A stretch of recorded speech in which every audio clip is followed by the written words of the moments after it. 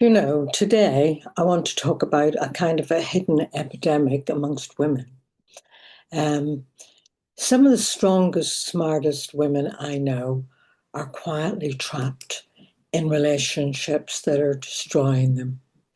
And you'd never know it from the outside.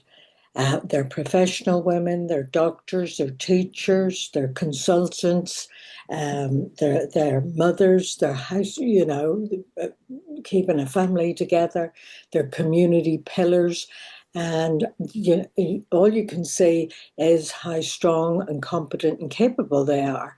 But you would never believe how it is for them behind closed doors, because behind closed doors, they're exhausted from loving someone who actually is not able to meet them halfway.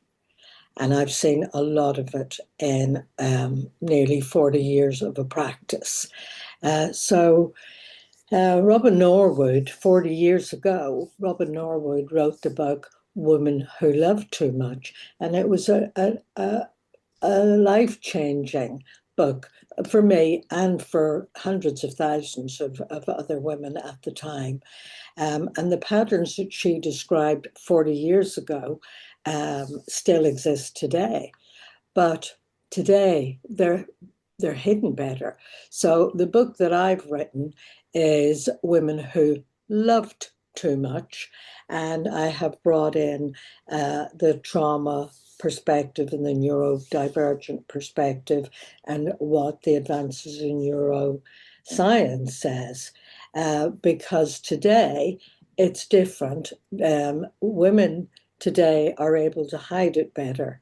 And in this series of videos, I'm going to explain how that is. And their partners are able to hide their addictive behaviors, whether it's alcohol dependency or gambling or drug addiction or, spending.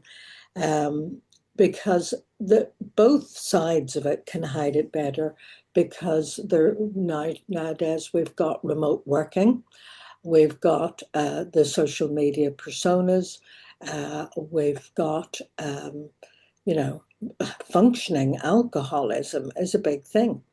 And behind that culture that still tells women that loyalty means endurance.